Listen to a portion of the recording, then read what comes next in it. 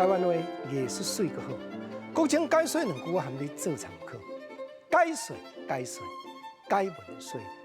好朋友，咱来讲一部大tro埕奇案。国情啊，当有啥物台南运河奇案，有啥物家人7号房惨案，免哪有大tro埕奇案？无啦，这个名我骗的啦。事实就是咧讲周成过台湾，清朝时代安溪关周成来到台湾生理做一个有名，我煞行对回京去。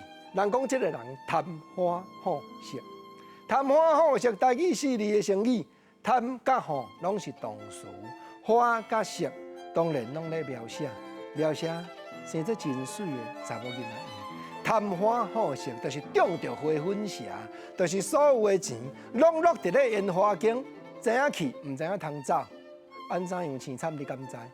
周成贪欢好色，去到烟花境，花境内底徛眉过日，这原来4字的成语呢。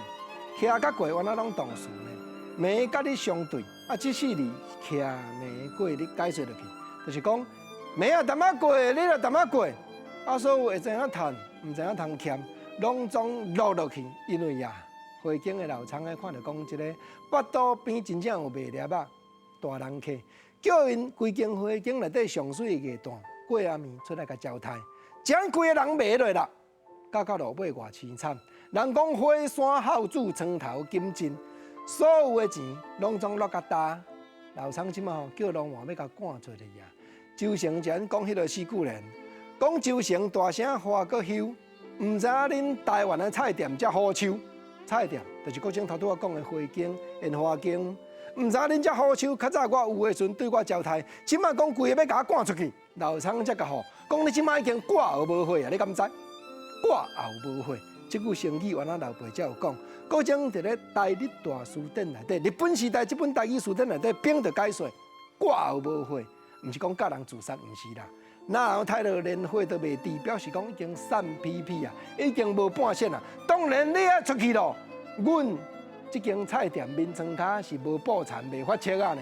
周成怎安尼互赶出去，真凄惨。再过去日本时代新剧都有做，人因迄当阵号名叫做台北惨案。